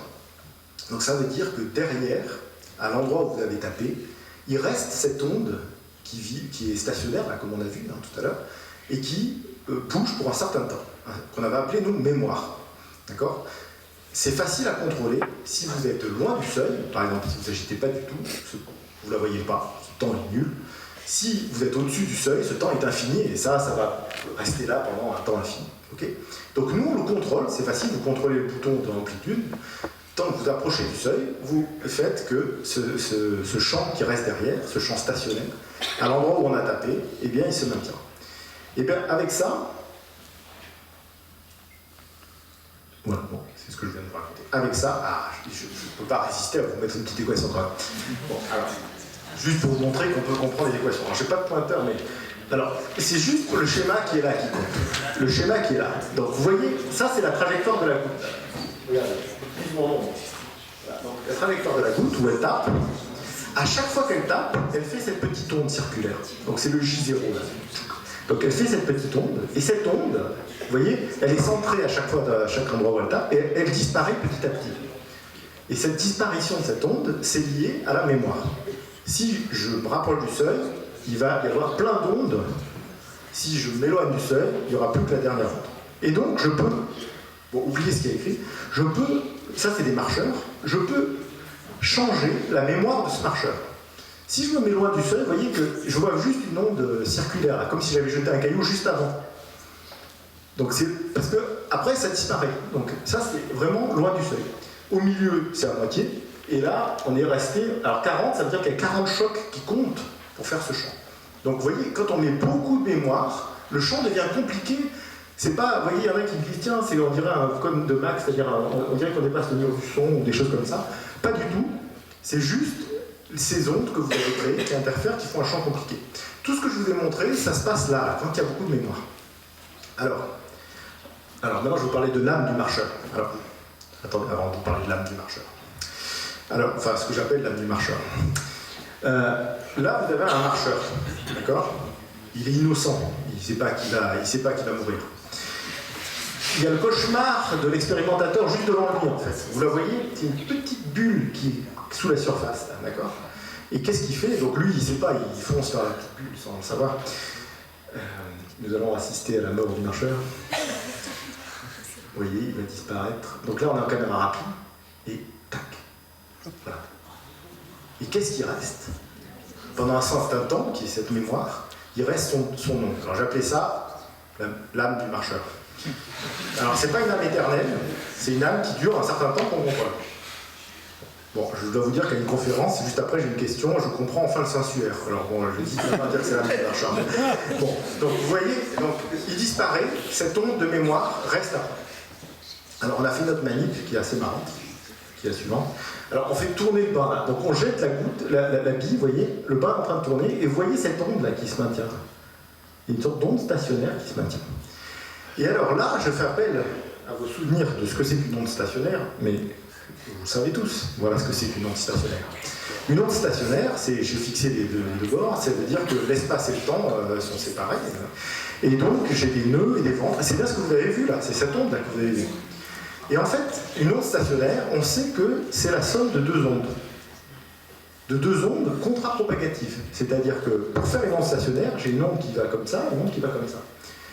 Et donc, alors là c'est un peu surprenant, c'est-à-dire que quand vous jetez un caillou dans la mare, vous attendez bien à ce que l'onde elle s'en aille. C'est ce qu'on appelle l'onde retardée. C'est l'onde qui est émise. Mais s'il y a une onde stationnaire, ça veut dire qu'il y a une onde émise, mais il y a une onde qui revient dessus. Alors, c'est bizarre, ça veut dire qu'il y a une onde qui vient de nulle part, enfin je sais pas, qui vient... Alors, je n'ai pas le temps de vous expliquer pourquoi Faraday génère une onde contrapropagative, mais c'est très très bizarre.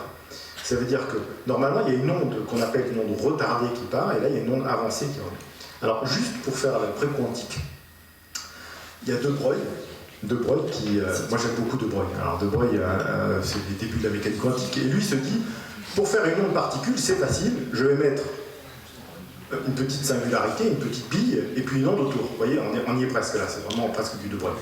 Et il dit, voilà, donc j'ai une fréquence, alors sa fréquence c'est lié à la masse de l'électron, voilà, MC2. Et il dit, le problème, et c'est là où vous voyez, on revient à ce problème des fentes Young, c'est que si je veux savoir s'il y a une autre porte, une autre fente, il faut que j'envoie quelque chose là-bas.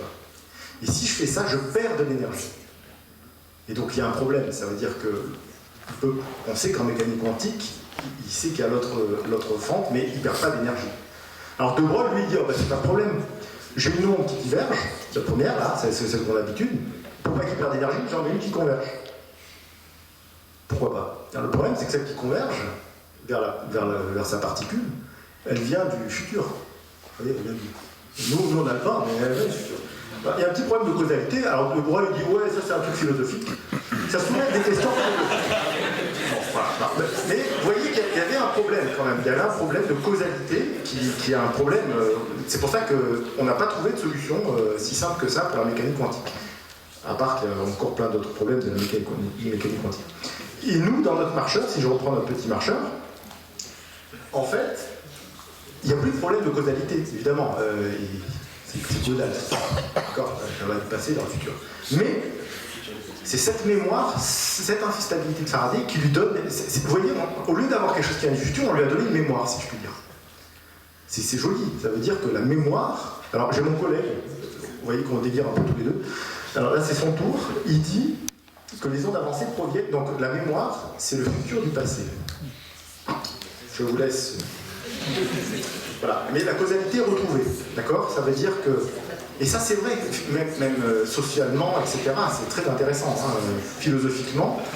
Où on va, ce qu'on fait, ça dépend de ce qu'on a fait avant. Vous voyez, par exemple, en physique, il y a très peu de systèmes comme ça. En biologie, ça poserait de problème à personne. Les gènes, en sociologie, ce que fait une société, ça dépend de ce qu'elle a fait, de son histoire, etc. Donc, mais pour nous, c'est... Est-ce que j'ai encore un peu de temps? Alors, justement, ce problème est le suivant. Vous avez vu que donc, cette onde stationnaire, finalement, nous, on a dit, ben, c'est une onde qui s'en va et une onde qui arrive. Alors, elle ne vient pas du futur, ok.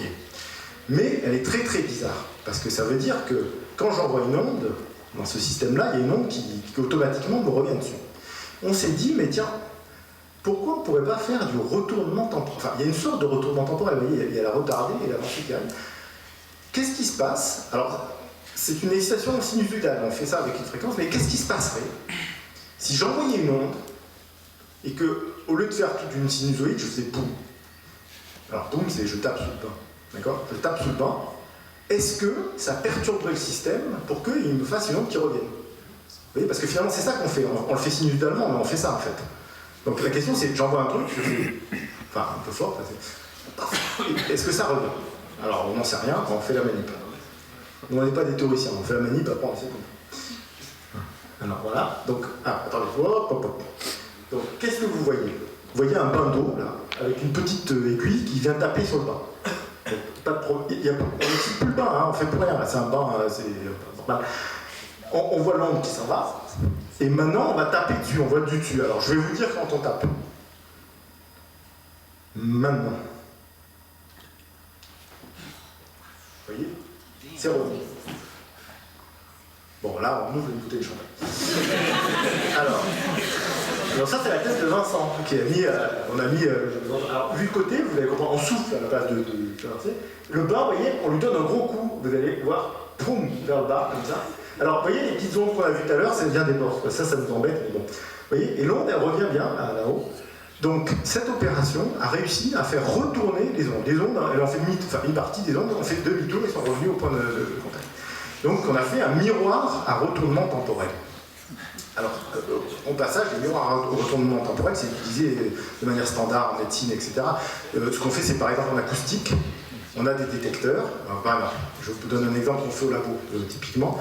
Vous avez un calcul rénal. Okay, donc, je focalise des ultrasons dessus. D'accord? Si vous faites ça, malheureusement, vous tapez sur le calcul et autour. Et donc, en fait, vous saignez. En fait, c'est pas normal. Si jamais on vous enlève un calcul rénal, vous ne devez pas saigner. Normalement, on a tapé sur la caillasse. D'accord? Donc là, si on tape à côté, c'est qu'on est venu taper un peu à côté. Alors ce qu'on fait, c'est qu'on y va doucement, et on met plein de capteurs qui captent ce qui revient. Et on dit, ça revient hein, sur ma détection. C'est ce qui vient du calcul, évidemment, parce que c'est lui qui renvoie la lumière. Et donc, maintenant, au lieu de faire ce que j'ai fait au départ, c'est-à-dire d'envoyer une onde comme ça, j'envoie exactement l'onde que m'a renvoyé le calcul, je la retourne et je lui renvoie dessus. Et donc, elle est parfaitement focalisée sur le calcul. Paf, on fait sauter le calcul. Sauf si le patient bouge. Alors, on fait ça aussi sur le cerveau. Là, si vous bougez, c'est un peu plus rare. Alors, on fait ça, on fait des trucs comme ça aussi. Non, mais c'est vraiment, par exemple, il y a une boîte au labo, je fais une petite digression, mais il y a une boîte au labo. En fait, quand on a des problèmes, on a pas mal de problèmes généralement avec du calcaire qui se dépose dans l'artère. Et donc, vous voulez venir détruire le calcaire, notamment dans le cœur. À partir de 60 ans, il y a dans les valves cardiaques, il y a un dépôt de calcaire qui empêche les valves de se fermer. Alors, vous voyez que alors là, pour venir atteindre ça, c'est pas facile du tout, quoi. Il faut ouvrir le cœur, il faut enlever le truc, remettre quelque chose. Enfin, c'est un truc infernal. Si vous arrivez avec un truc à retournement temporel avec acoustique, vous faites pouf, et c'est fini. Bon, le dernier cochon qui a essayé, bon, mais bon. J'ai essayé il y a 2 semaines, on a fait bon, c'est bien. En fait, le problème, c'est que vous pouvez rater votre coup. Juste à côté, c'est un peu de gars. Mais en tout cas, ça va marcher. Et ça va marcher, ça va être génial. Parce que, vous voyez, au lieu d'ouvrir le cœur, c'est une partie qu'on ne peut pas atteindre. Avec ça, vous arrivez, vous ne faites rien, vous n'ouvrez personne. Au lieu d'être opéré à cœur ouvert, bientôt, on vous mettra comme pour faire une radio, une échographie, et vous serez guéri de ce problème-là. Voilà, donc ça c'était le retournement temporel de façon qui existe aujourd'hui. Alors là je vous montre, regardez, ça c'est le profil. Alors en haut c'est l'onde que vous voyez, on a fait un profil. Et là on va faire paf. Et vous voyez, il y a une onde qui revient. Et c'est exactement, alors vous voyez, c'est du retournement temporel, elle n'a pas fait demi-tour hein, sur un... C'est-à-dire ce qui était devant repart comme ça. Hein. On est bien d'accord, c'est pas un miroir. Voilà, donc c'est juste pour vous montrer que c'était... Alors, le démon... J'ai encore un peu de temps. Alors, le démon Lockschmidt. Alors, vous connaissez le démon de Maxwell. Alors, le démon de Maxwell, c'est quelqu'un qui, quand vous allez trop vite, vous tape dessus et vous dit non, tu n'as pas le droit de passer. D'accord? Ça, c'est le démon de Maxwell, je ne reviens pas dessus. Il avait un pote qui s'appelait Lockschmidt. Un élève, mais aussi un concurrent, enfin bon. Il s'aimait bien, mais bon. Et Lockschmidt dit, moi j'ai pas mon démon, je vais vous faire un démon.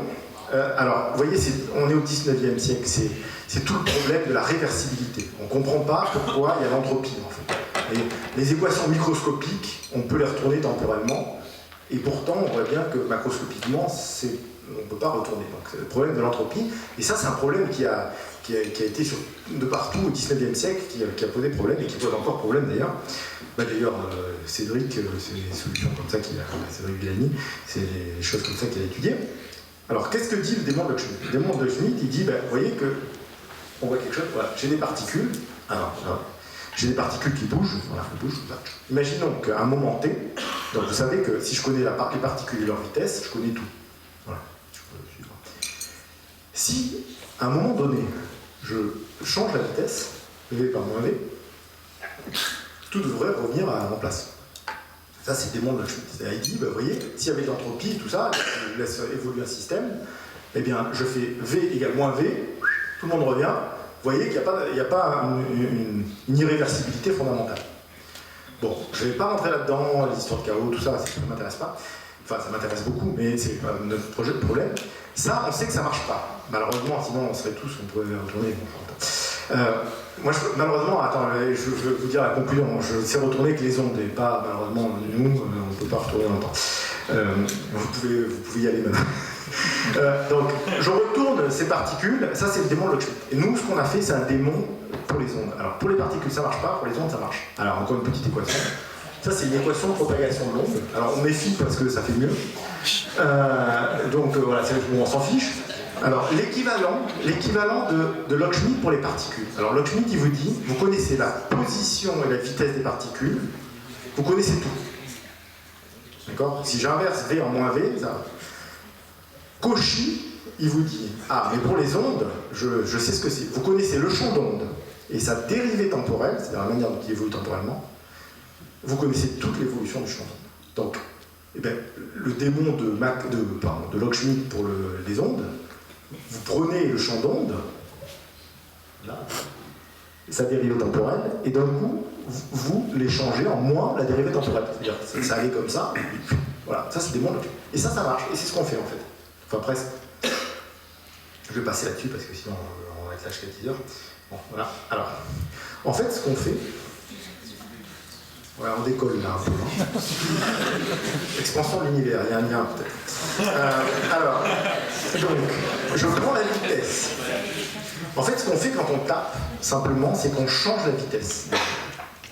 Parce qu'en fait, la vitesse, elle est liée à la gravité, à ce qui appuie dessus. Donc quand on tape, alors nous on tape 20 G, hein, donc c'est vraiment un gros coup de pied. Hein. Donc on tape un gros coup de pied, et là, on a la vitesse qui change au moment où on tape. Alors, l'image que je peux vous donner, c'est simple. Imaginez que vous voyez le champ qui se propage. Et qu'à un moment, vous dites, attendez, je vais prendre une photo. Je vais arrêter les ondes là. J'arrête les ondes. Donc je change en vitesse, on va dire, j'arrête les ondes. Et après, je dis, maintenant, je repars. Si vous dites je repars, il ne sait plus où qu'il allait par là, en fait. Il a oublié. Donc, vous repartez, il y en a une qui continue et une qui revient. C'est-à-dire que le fait qu'on se déplace comme ça était oublié. Quand vous avez changé complètement les vitesses, vous avez arrêté le cours, vous avez pris une photo. Je vous donne une photo, vous ne pouvez pas me dire ça va par là ou par là. Et quand on relibère le champ, eh ben, il va développer. Alors, quand on avait publié ces papiers, il y a des cosmologistes qui sont venus nous voir et ils font « Ah, mais c'est la Cosmo !» Alors, donc je veux parler de Cosmo. Non, je vais juste vous dire le truc. C'est pas bête. Je vais vous expliquer ce que j'ai compris. Quand vous modifiez la vitesse, vous modifiez la distance par rapport au temps. Eh bien, quand l'univers est en expansion, vous changez la métrique de l'univers, vous changez l'espace-temps.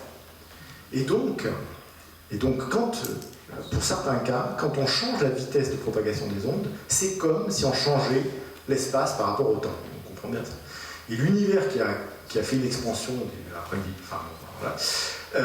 eh bien, il a fait cette variation. Donc on se demande si dans l'univers, il n'y a pas des ondes qui sont rétro-propagées. Et devinez qui c'est qui a écrit ça? Mais non, pas moi. Je connais rien là. C'est Schrödinger, lui-même, encore lui. Il a écrit un bouquin entier qui s'appelle Expanding Universe, et il explique qu'il peut y avoir des ondes rétropropagées. Donc toujours les mêmes, on voit. Bon, voilà, j'ai fait les mêmes. Bon, ça je passe. Alice, vous voulez que je parle de ça? Oui, ça je le sens bien. Alors un miroir normal, c'est quoi? Vous avez un miroir, c'est un peu en anglais. Un miroir normal, vous avez une source, ça c'est ce que vous faites en optique, je vous dis. Vous avez une source, et là un miroir. Qu'est-ce qu'il fait? Il renvoie la lumière de ce côté. Ça c'est X, et vous avez l'image qui est de ce côté. Alors, quand vous mettez des flèches dans ce diagramme, vous ne savez pas ce que vous faites. C'est des flèches qui vous indiquent la propagation dans le temps. D'accord? Quand vous dites ça, ça veut dire que ça se propage dans le temps. Ok? Pas de problème. Et l'autre côté, c'est le côté virtuel, l'image virtuelle, vous n'y allez pas. Qu'est-ce qui se passe dans un miroir temporel? Un miroir temporel, le X, vous le remplacez par un temps, d'accord? C'est le temps qui s'écoule. Vous mettez une source qui s'étend. Et là, vous allez me dire, mais pourquoi je ne fais pas les flèches dans l'autre sens? Parce que maintenant, vous avez mis un axe qui est le temps. Alors, vous ne pouvez pas partir de l'autre côté. Il faut absolument que toutes vos flèches, elles aillent dans le sens du temps. Donc, vous passez de l'autre côté du miroir. Temporel. Vous voyez? Donc, vous passez de l'autre côté du miroir et vous reconvergez, c'est ce que vous me dites, dans la partie temporelle. Voilà. Alors c'est sous the time, en fait, il s'est trompé, en fait. Mais en fait, dans le livre de Carroll, il y a beaucoup sur le temps. Hein. Alors après, on peut faire encore mieux. On peut faire des sources complexes. Alors on peut modéliser. À gauche, l'expérience, à droite, la simulation. Alors comment on fait ça? C'est-à-dire quoi? Vous avez vu le point, ça fait des ronds, c'est pas très passionnant. Donc la tour Eiffel, ça se vend mieux. Alors, on prend une plaque de plexi, on fait des trous, 2 plaques de plexi, et on souffle dedans. Quand on souffle, comme vous avez vu tout à l'heure, ça souffle sur la surface, donc on regarde au travers, là on regarde au travers, et on souffle sur la surface liquide qui est en dessous. Alors qu'est-ce que ça donne? Je vous dis. Alors, on fait exprès de faire des pauses. Donc ça se propage, et là, ITM, c'est un instantaneous time. Alors tac, on arrête tout. Hop. C'est pas beau ça. Top. Champagne encore.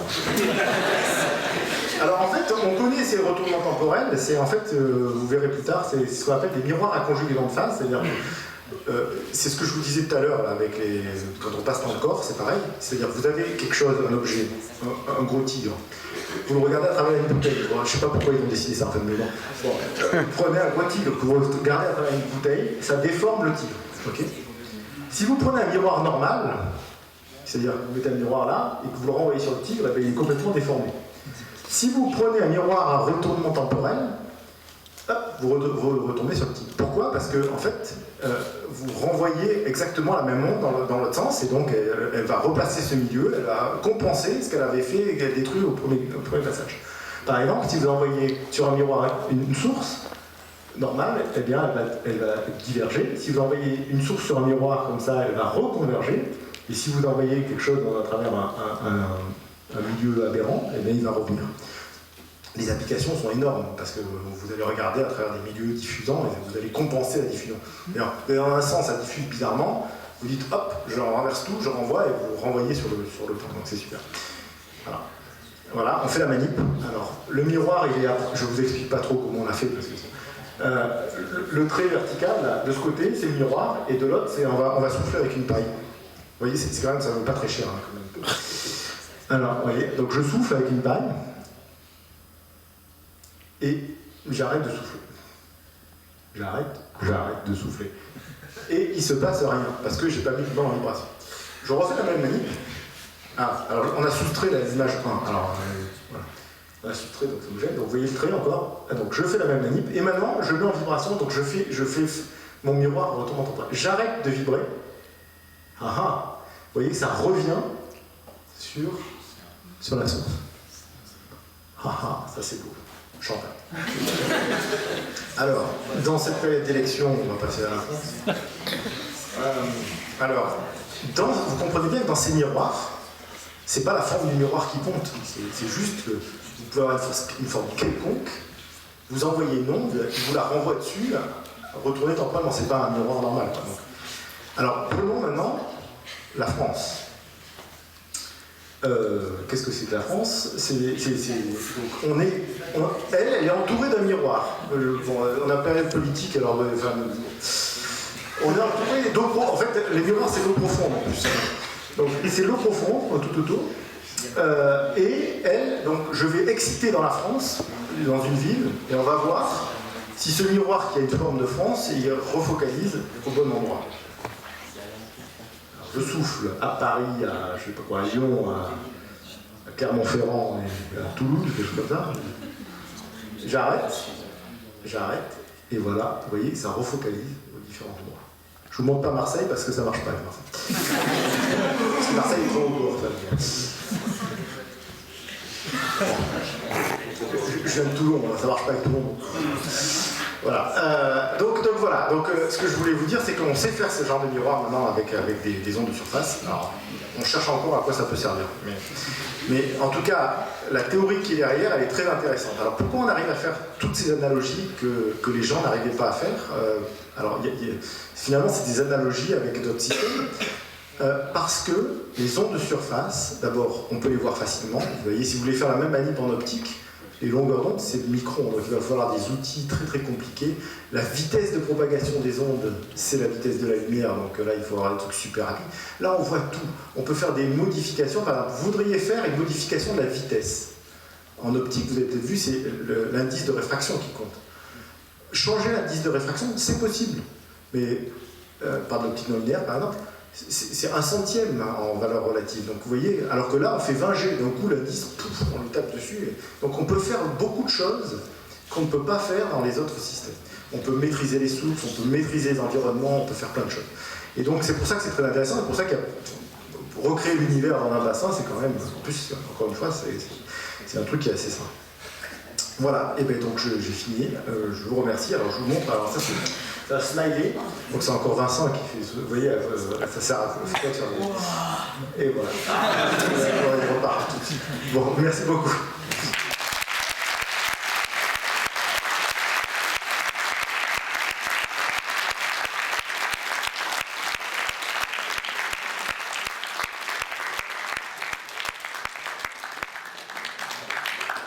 Quelques questions. Qui veut se lancer? On n'a pas de micro, mais... vous parlez fort.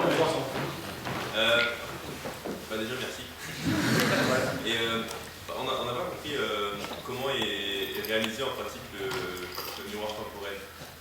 Ah, la dernière partie, là, comment on fait pour faire un parti? Physiquement, il y a quoi? Alors, dans celui où on tape dessous, d'accord, ou l'autre, là, pour faire dans une... Non, celui, par exemple, où il y a la forme de la France. Et... Voilà, alors, parce que, bon, on était un peu pris par le temps, alors je vais vous dépasser ça sous silence. En fait, donc, ce qu'il faut faire, c'est se mettre... C'est encore une histoire de feuille de Faraday, enfin de Faraday qui est présent dans le bain. On peut faire des analogies exactes avec l'optique.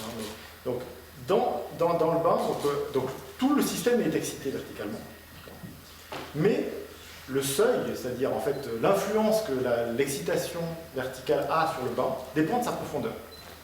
Donc, sur la partie, si je mets quelque chose de peu profond, c'est là où on fait la source. En fait, on s'en fiche un peu que ça soit en train d'être excité. Donc là, il y a les ondes, elles se propagent normalement. Donc là, c'est comme si on était c'est comme si on ne bougeait pas, en fait. Et de l'autre côté, c'est un bain profond.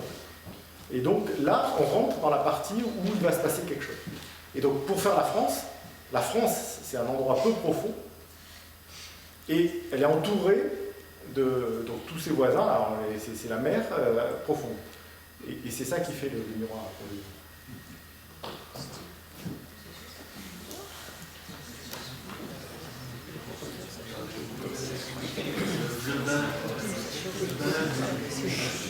Donc, vu du dessus, la partie où on excite, ce qui est en dehors.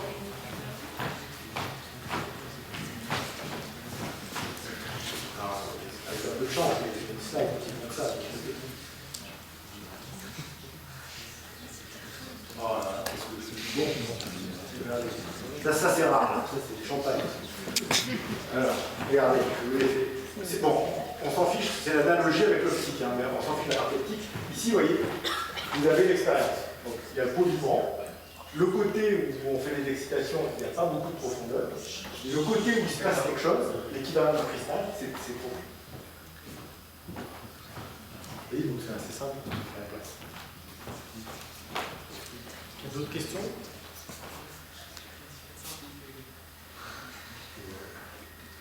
Il y a d'autres questions. On va faire une interro écrite maintenant. Oui. Il y a quand même des analogies donc, avec la mécanique quantique, quand même, avec des objets solides, on va dire, et définis. On s'aperçoit qu'il y a des analogies quand même. Oui, alors, donc souvent, quand on a publié ces trucs-là, il y a plein de gens qui s'excitent. On n'a toujours pas accepté, le fait qu'il n'y en ait pas d'intuition et que la mécanique quantique, on connaît bien les débats de Einstein, tout ça, que Dieu joue au dé, etc. Enfin, moi je ne joue pas au dé. Ce genre de choses pose des problèmes philosophiques qui sont encore d'actualité. Donc, quand on a publié nos trucs de diffraction, par exemple, vous allez sur Internet, il y en a qui disent « Ah, enfin, je comprends la conscience de la forêt. » Voilà. Bon. Donc il y a plein de gens qui prennent, voilà, ça les excite. Donc il y a plein de fous qui nous appellent d'ailleurs. Et voilà, donc c'est une analogie, c'est pas de la mécanique quantique. Vous voyez l'idée, la puissance de cette expérience pour cet aspect-là, c'est que donc le côté positif, c'est que ça ressemble à de la mécanique quantique. Le côté négatif, c'est que ça ressemble à de la mécanique quantique aussi. C'est-à-dire qu'on est à quelque chose de macroscopique, on ne touche pas, alors qu'en mécanique quantique, il faudrait bien toucher. Et donc, il y a plein de différences. Voilà. Alors, maintenant, le deuxième bémol que je veux mettre, c'est qu'il y a plein de manips de mécanique quantique qui sont des manips qu'on appelle d'intrication, ou des choses comme ça, des aspects qu'on pense être purement quantiques et qu'en aucun cas, on a réalisé ici. Ce qu'il faut bien comprendre, c'est qu'il y a une partie de la mécanique quantique, c'est de la mécanique ondulatoire, et qu'il n'y a pas de mystère, et que voilà, on peut trouver des systèmes analogues. Maintenant, il y a des parties de la mécanique quantique auxquelles on n'a absolument pas répondu, et qui restent, enfin, si jamais je trouvais la solution, voilà, c'est champagne encore. C'est le prix Nobel, voilà. Mais ce que je veux dire, c'est pas le prix Nobel, enfin, c'est que pour l'instant, tout nous porte à croire que c'est quelque chose de très spécifique à la mécanique quantique. Donc il y a un mystère de la mécanique quantique mais il n'est pas là. Mais les gens ont conscience. Enfin, je veux dire, voilà. Quand on montre à des spécialistes, je pense à Rast ou des gens comme ça, ils vous disent voilà, ça on savait, enfin ils ne savaient pas, mais on sait que ça peut être fait. Par contre, tous les problèmes, en fait, c'est des problèmes à deux particules. Ça, et il a raison. Enfin,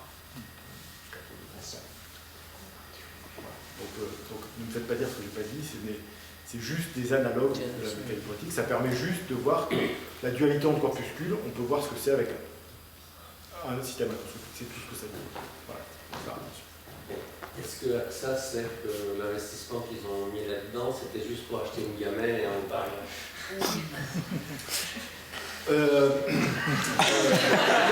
Et le champagne.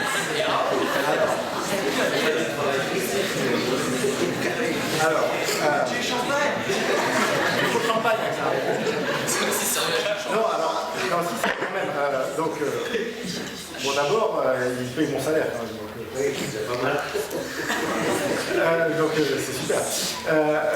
Non, en fait, ce que je veux dire, c'est que. Je disais que pas vraiment simple.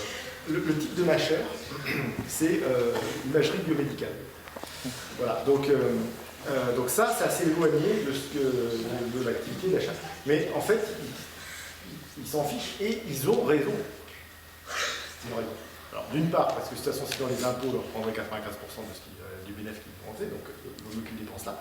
Mais non, plus sérieusement, ils ont raison parce que vous voyez que ça, c'est quand même de la manipulation des ondes. Alors c'est très fondamental, il n'y a pas de... Mais quand on regarde, justement, ça s'appelle l'Institut Langevin, c'est Langevin qui a fait les échographes, qui a fait pendant la guerre pour les sonars et tout ça. Donc, voilà. Et on voit ce que ça donne aujourd'hui, les échographes médicaux, etc. Donc, est-ce qu'on va pouvoir développer quelque chose de retournement temporel qui s'applique plutôt que de faire avec des techniques de détecteurs, quelque chose comme ça?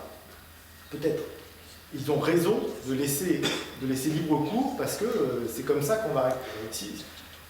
J'ai un collègue qui dit, voilà, si on avait laissé, enfin on bridait tout le temps les gens, vous voyez, on aurait une super lampe à huile. Vous voyez, parce que petit à petit, on vous dit, ouais, mais ce qui est important, c'est la lampe à huile. D'accord? Donc vous allez l'améliorer, vous aurez une super mèche, machin chouette, et on n'aurait jamais d'électricité. Jamais. Vous voyez, vous allez améliorer pendant des années, jusqu'à la fin, un truc, alors qu'il y a d'autres voies. Et donc le fait de laisser les autres voies s'exprimer, c'est... Je ne dis pas que ça va réussir, mais en tout cas, c'est potentiellement... Et donc, pour dire les choses, AXA, ils savent très bien ce qu'on fait et ils en sont très contents. Ah, chez eux, je vais plutôt leur parler du concert, des choses comme ça.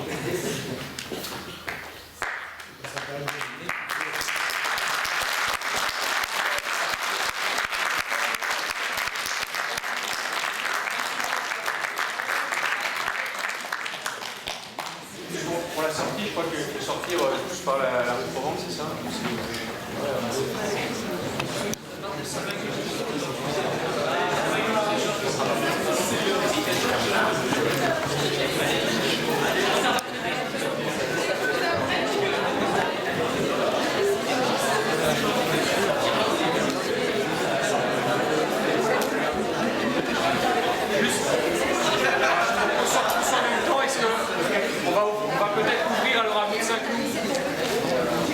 Les gens qui, s'il y en a certains qui ont des voitures, ils peuvent sortir par la Provence. Et sinon, on va sortir par la 1500.